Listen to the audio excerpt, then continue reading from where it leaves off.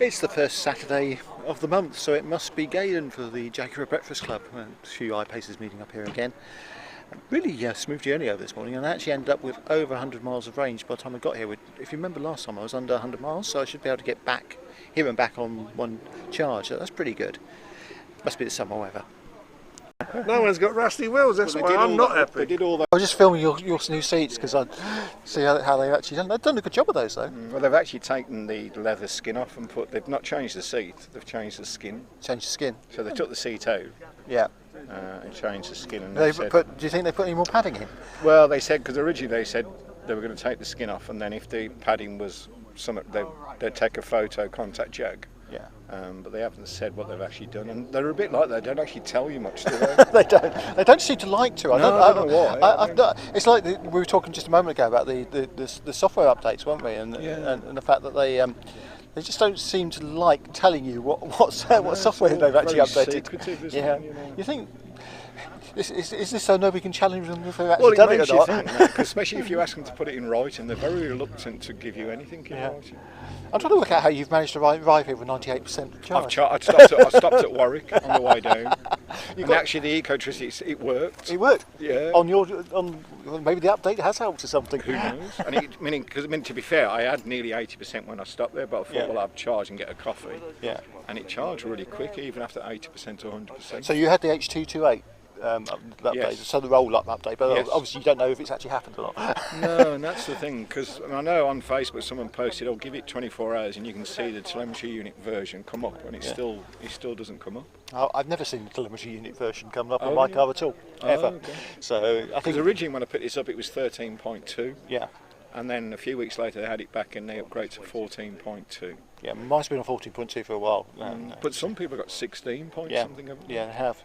I think most of the modern ones been delivered at 16. But it was interesting to see what you get. But if it's improved the charging, that's the critical. Well, the thing. only thing it seems to, but on the app now reports when you're charging fast charge, it reports you're charging at 4 miles an hour, and you just think, really?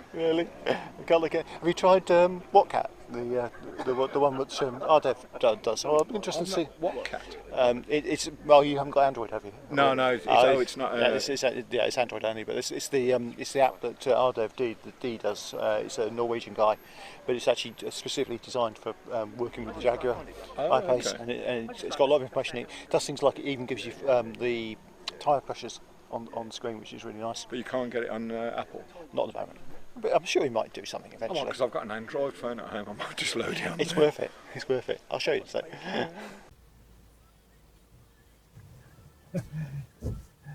I'll wait for you. He'll never go, otherwise they've been back massive. I can't hear you, see? You can't turn it on. It generates the noise. I know it does. No, he'll be in real trouble with his daughter if he doesn't go, so I was trying to get him going. Right, see you go. It does creak on the brakes. See, I can make it creak. Yeah. Won't creak now though. Should see you guys.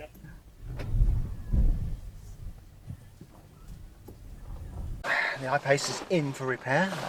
Unfortunately, it's going to take a bit longer than they initially anticipated. Part of that appears to be because it's an aluminium vehicle and they hadn't quite allowed for that. But also they found some more cracks underneath when they took the bumper off, which need to have more bits replaced, and so those are now on back order. I hope they're not going to take as long as the other bits took, because they took a rather long time. So I'm in this lovely courtesy car, this Skoda. Fortunately I'm going to be able to replace this sometime today with another EV. Unfortunately not an iPace, but hopefully it'll be nice enough. But yeah, this is a Skoda Fabia manual, which is taking a bit of getting used to.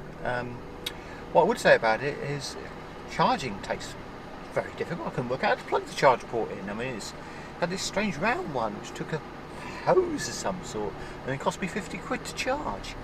Crikey, that seems a lot. Anyway, enough of that hilarity. Yeah, so hopefully, thanks to the guys at eCar Club, I'm going to be picking up a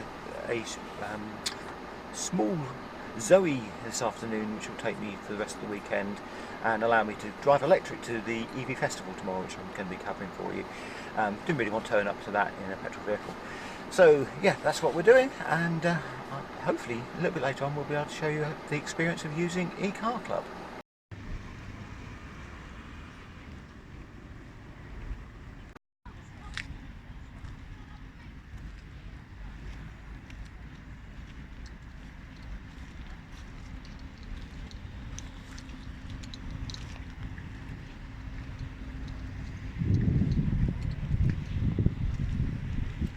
So this is pretty good. I mean, the car's 100% charged when I come to pick it up. It was really easy to get in, just had to unlock it through the app, key the flip button in. I've just taken the key out of this device here, had to key my PIN number into there to just start it again. It tells me how long I've got the car booked for, car's ready to go, it's plugged into the charger, I've got a fob here to unplug it, and that's what I'm going to do now. But yeah, so far, so good. So I'm guessing this is the charger.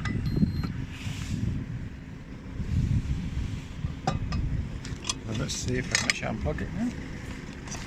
Yes, and I should be able to disconnect from here. This is a bit different from the old iPace. So we have to unplug it. I need to press this button here to unlock it. Unplug, like that, very easy, just a straight Type 2 with a flap. That'd be a lot easier to have something like that on the iPace, and just close that down, very easy. Okay, we'll put this away and we'll get on. Good morning. I say it's good morning, it's raining outside and I hope it's going to get better before we get to Gaydon this morning. Going to Gaydon, to the British Museum for the EV Festival, which is an excellent event. Looks like it's going to be anyway. Lots of EV groups meeting up, including the iPace group. There's supposed to be 10 of us there, unfortunately it's only going to be 9 because my car's still in the workshop and I've got this lovely Zoe. Now this Zoe has, let's show you, let's see if I can get this to work. Right, I don't know if you can see that, but at the moment we're showing 92-mile range, and the journey to Gaydon is around about 90 miles.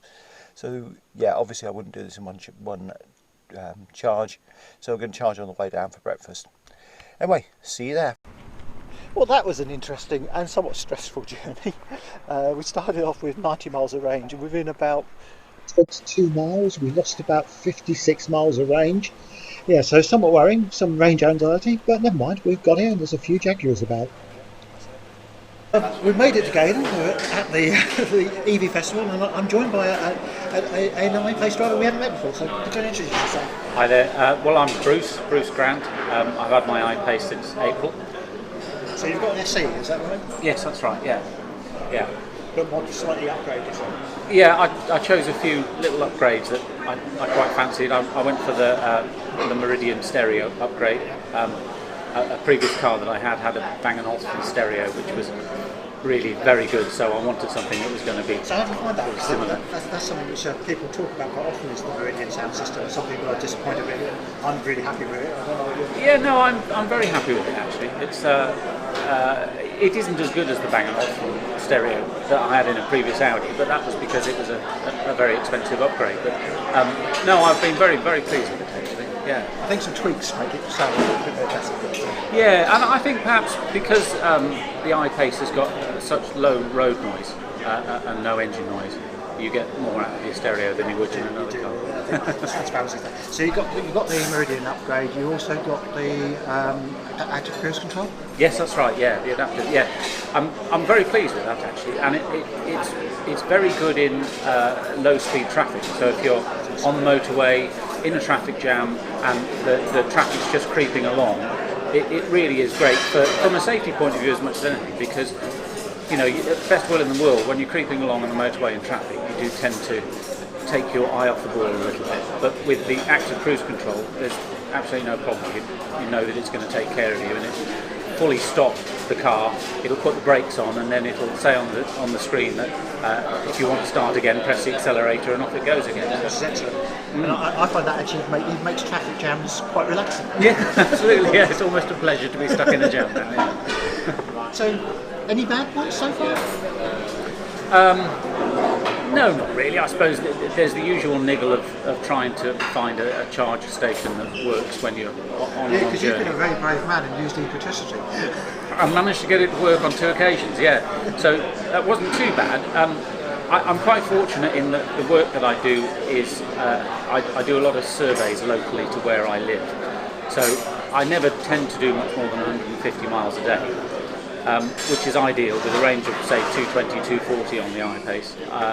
I just tend to drive it home at night, charge it, and it's fully charged in the morning. So what sort of charge have you got at home? I've got a Pod Point. Oh, okay. Yeah, so 7.2 kilowatts. So they work really well with that. Yeah. So you've had the brake recall, haven't you? The HT2A update? Yes, that's right, yeah. So did you notice any differences when you had it? No. I tend to drive with high regen on anyway, so I don't use the brakes all that often, but I didn't notice any difference. So the one thing I have noticed since that is the regen settings seems a whole lot better. I don't disappear quite so often. Yes, and that's the true. profiles come back, although we still haven't got the creep. Oh right, yeah. No, yes, I think you're probably right there.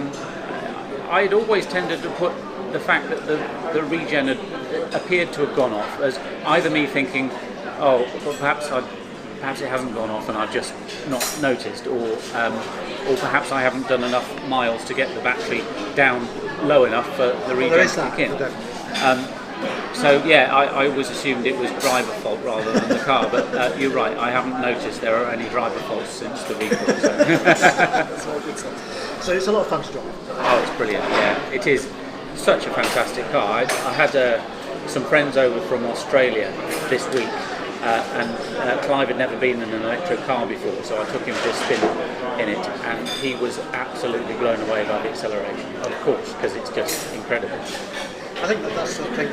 I mean, all EVs, even this, the little Zoe I've had along it, except that it's up to 70, you don't notice you're going. I mean, the iPace obviously is significantly faster than that, but all EVs have got the torque. What always surprises me is the acceleration across the range. Yeah. It's not the 0 to 60. It's more the 30 to 70. Yeah. When you're in traffic and you want to go, you go. Yeah, and you're not waiting for the gearbox to kick down and for the revs to get up, etc. It's just instant torque, which is brilliant. I know some of the Tesla owners around will say, well, our cars go faster than your cars, they'll accelerate harder. But I think there's a certain limit to acceleration where it's actually usable. And I think the iPace is about that. I think it's actually spot on what you need. Absolutely. Well, what amazes me is when you really do put your foot down, you don't lose grip. No. You know, years ago, if you had a sports car that did 0 to 60 in 4.5 seconds, the wheels would be spinning like mad. But this one, you put your foot down and it's just planted. And two, I think that was actually one of the things when people compare. Some of these petrol cars go faster than 0 to 60. They do if you put them in launch mode with the restart. Yeah. But when you're in a normal situation, you're going to get wheel spin, you're not expecting, or you've got a turbo lag. And that's the big. I mean, that's the thing I've really noticed. I mean, I've been driving a petrol car for a couple of days. Had it as a courtesy car. Long story, but what I really noticed there was the lag on the foot down. It does go fast, but you've got to wait. Come on. Yeah, that's Whereas right. with the electric car, you never get that. And the iPace would be in a perfect example. I think the other thing with the iPace, which is something I don't think you know or experience it, you've just done the cone challenge. Yes, I have. Yeah, first time. And the iPace's ability to go around the corners quickly. I don't think there's anything on the road that does that. Yeah. Petrol or electric. I don't think there's anything which can turn as quickly and be as nimble. Yeah, I'm sure you're right. Yeah. No, it was great. I really enjoyed the cone challenge. Actually, that was great fun. Yeah. Thank you for your time. That's my pleasure. I hope you enjoy the rest of your EV experience. Yes, thank you. Cup holders, Mrs. Jones. What's your view on cup holders covers? Covers too sticky Too sticky. and you can't clean them. So I have now taken mine off. I took mine off so I could get access to the phone holder. But Mr. Steve Howe told her there was a slot for the cup holder which the dealer never told us about. So the slot, the cover actually fits in the slot. That's right, Steve. And nobody knew that, did they? Nobody knew that. I didn't even know I had one for 6 months. It's only when we bought a new one, it had this cover on it. Can you tell us where the slot holder is? It's in the centre armrest. It's a piece of elastic. It's a nice little piece of elastic. Cover. If you've got a cover on the phone, Well, that's true. Where is the phone cover? Where is it? The phone? the slot in between the two. Oh, it was you, said about Cup in between the Oh, two it's cup Slide holders. the Sorry. phone in. Sorry, not you, Gary. It wasn't Mr. Gary. Edit that. It wasn't Gary with it. I probably mentioned it as well, but realise he's filming on that. I use one of those sort of covers. Just about Yeah, go in with that. Yeah. But the beauty is that I like that they've designed a dip under it, so you can actually have the cable coming up into the bottom of it. Yes. Yeah. Well, that's a great thing. I mean, the weather hasn't been kind to you today, but at least you've got inside to go to as well, so you're adding that in next year. The other thing that's really interesting is the fact you've got access to all the chargers. Yes, that was. I know I've spoken to some people today. They've had a bit of difficulty, and sincere apologies. I tried to put as much out as I could on social media. The charging situation only got finally resolved, not the Friday just gone, but literally the Friday before. People have been working round the clock behind the scenes to make this happen. What I believe on that capacity for the first event in the UK. Yeah, I think it is. You know, I don't know anything about it. I know. I suppose a couple of people said they wish there was more instructions. I suppose. Picture it. I suppose one person. I know. You're trying to do so many things, and I think it's a learning curve on a lot of things too. To my mind, you've done the space building right, so I can't believe how much you've managed to organise in the time you've done it. Don't get me emotional on camera. You can cut that one out. But that's true. It's been a really good job. Yeah, it's been an emotional roller coaster, but yeah, it's worthwhile. It's been a great event. Thanks, Paul. Really appreciate you doing this. Yeah.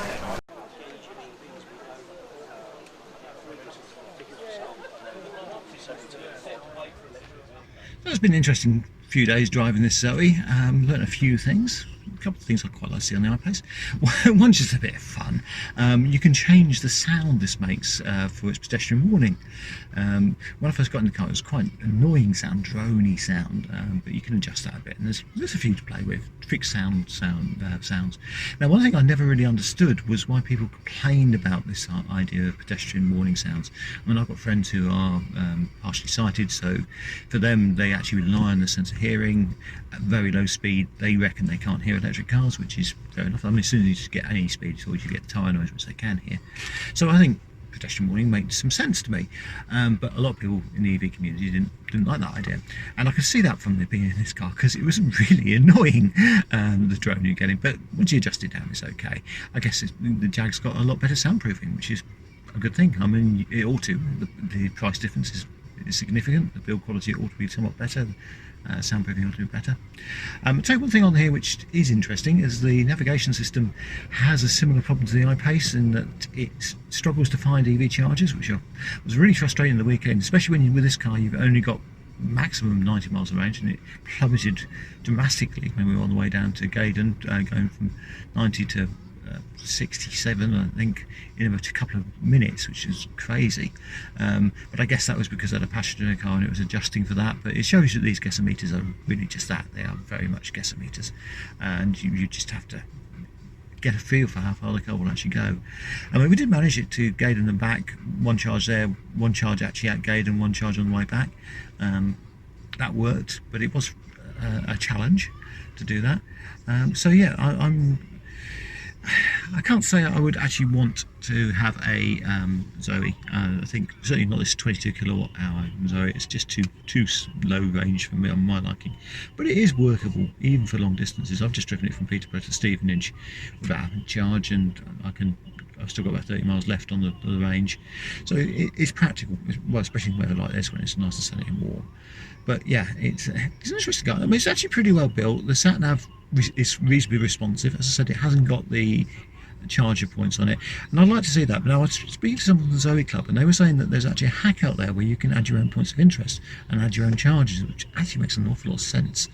And I wish we could do that on the heat maps on the iPace. Maybe someone will look into that. Anyway, so it's all good stuff. I'm just about to hand it back. The process with e-car has been really easy. So if you ever need a replacement car, and you've got so used to driving the iPace and you don't want to go back from running an electric car, this is a good way to just have a car for a couple of days. It's quite cheap as well, and they actually even charge hourly, so if you only want it for a couple of hours you could do that. Just pick up using the app and away you go. Yeah, I've been quite impressed with that. That's worked well. Maybe slightly less impressed with the Zoe, but then again I do come from a long range EV. I think this is actually the sort of thing where you can see where some of the conceptions about EVs came from with these very low range EVs. I mean, I say it's workable, but it's not pleasantly workable. Very comfortable car, very easy to drive. I mean, it's got all the normal EV characteristics. It goes fast. offline. Its torque's very, very good. Don't have to worry about gears. It's very smooth, very easy to drive, point and shoot. Yeah, it's all good stuff. But yeah, generally, I can't wait to get my iPace back. Anyway, we'll leave it here. I'll try and catch up next time, hopefully in the iPace. If not, I'll give you a bit more information about what's happening there. We should have updates to come. I'm told there's an big update coming at the start of August, so that'll be interesting to see what's that's got on it. And a few more bits and pieces hopefully happening, so look out for that, and like and subscribe.